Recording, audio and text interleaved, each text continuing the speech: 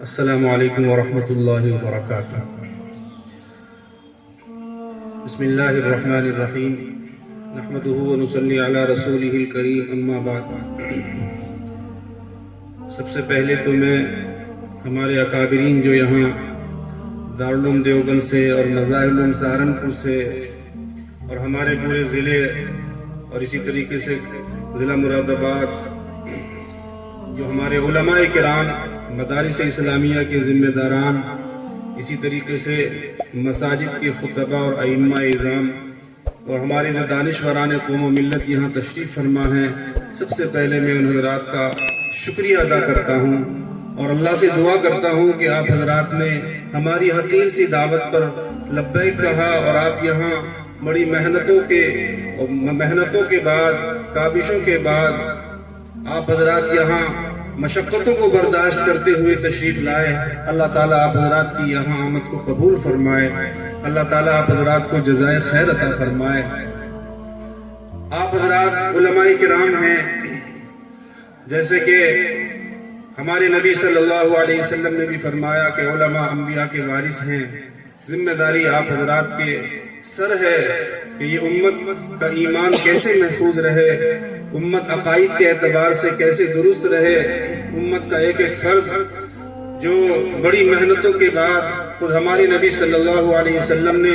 حضرات صحابہ کرام رضی اللہ عنہم نے اور ہمارے اکابرین بزرگان دین، اولیاء کرام، مشائخ اعظام نے قربانیوں کے بعد اس امت کو بنایا اور اس امت کو پروان چڑھایا، اس کو صحیح عقائد پہنچائے، یہ امت صحیح عقائد کے ساتھ زندہ رہے اور امت کا ایک ایک فرد یہ قیمتی دولت ایمان کی جو اللہ تبارک و تعالیٰ نے اپنے فضل و کرم سے عطا فرمائی ہے،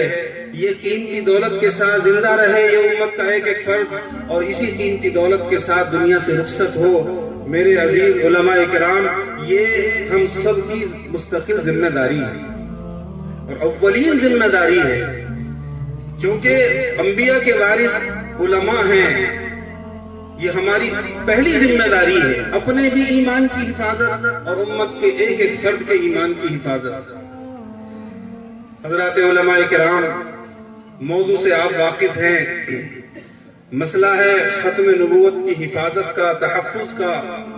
لوگ آتے رہے ہیں اور جیسے کہ آپ علیہ السلام کی پیشن گوئی ہے، لوگ آتے رہیں گے، مختلف دعوے کرتے رہیں گے، کوئی اپنے آپ کو امام مہدی بتائے گا اور کوئی حضرت عیسیٰ بتائے گا اور کوئی اپنے آپ کو یہ کہے گا کہ میرے اوپر قرآن کا لیبل لگا ہوا ہے، میں اہل قرآن ہوں، اور کوئی یہ کہے گا کہ میرے اوپر حدیث کا لیبل لگا ہوا ہے، میں اہل حدیث ہوں، اور کوئی کچھ نئے نئے ناموں سے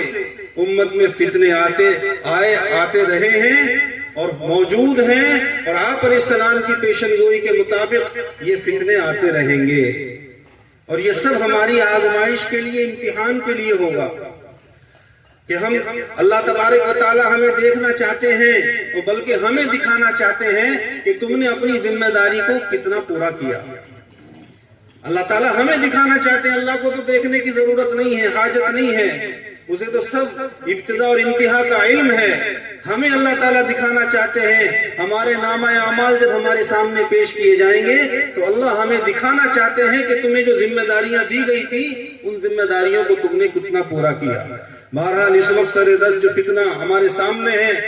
شکیل بن حنیف کا فتنہ، جو اپنے آپ کو امام مہدی اور حضرت عیسیٰ ہونے کا دعویٰ کر رہا ہے،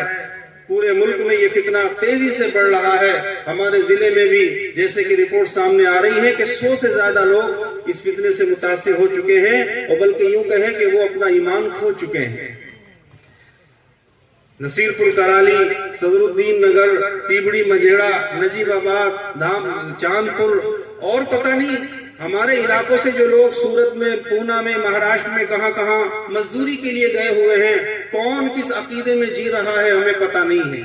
ہم یوں نہیں کہہ سکتے کہ جی ہمارا مثال کے طور پر یہ سیوارہ ہے یا ہماری بستی دھامپور ہے کہ جی ہمارے سیوارے میں یا ہمارے دھامپور میں تو یہ فتنہ موجود نہیں ہے، ہم یہ دعویٰ نہیں کر سکتے ہیں۔ کیا ہم نے سروے کر لیے ہیں، ایک ایک فرد کا جائزہ لے لیا ہے کہ کسی کے اندر یہ جراثیم موجود نہیں ہیں؟ ایسا ہرگز نہیں ہے۔ تو تو کون کس فتنے کا شکار ہو چکا ہے؟ میرے عزیز علماء کرام، ہمیں پوری واقفیت نہیں ہے، اور ایسا نہیں ہے کہ ہم ذمہ داریوں کو پورا نہیں کر رہے ہیں۔ ہم مدارس کے تعلق سے، مساجد کے تعلق سے پوری اپنی ذمہ داری الحمدللہ ادا کر رہے ہیں۔ مزید یہ ہے کہ بھائی یہ فتنہ ہمارے ضلع سے ختم ہو، اور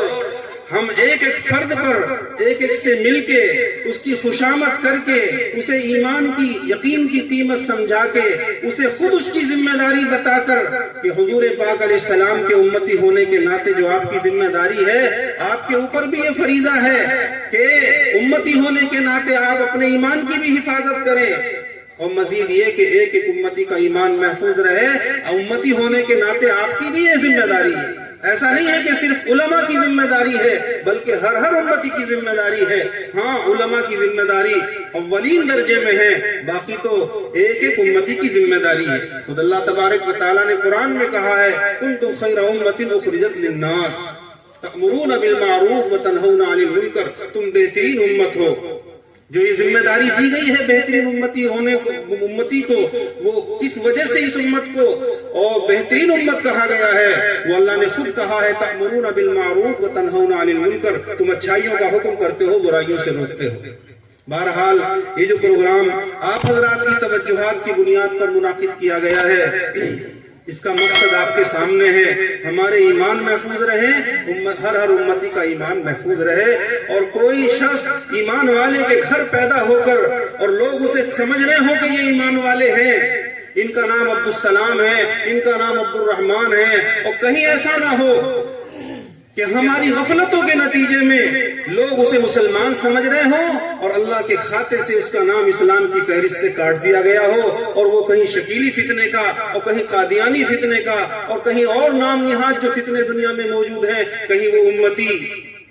ان فتنوں کا شکار نہ ہو گیا ہو۔ بس اس احساس کو پیدا کرنے کے لیے میرے عزیز علماء کرام یہ مجلس اکابر کی نگرانی میں منعقد کی گئی ہے۔ مزید یہ کہ وقت چونکہ زیادہ ہو چکا ہے، بس میں اپنی بات کو یہیں پر ختم کرتا ہوں۔ اللہ تبارک و تعالی ہمارے یہاں آنے کو قبول فرمائے، اور اللہ تبارک و تعالی تمام فتنوں کے سد غاب کا اس پروگرام کو، اس علاج کو اللہ تعالی ذریعہ بنائے۔ وآخر دعوانا الحمدللہ رب العالمین۔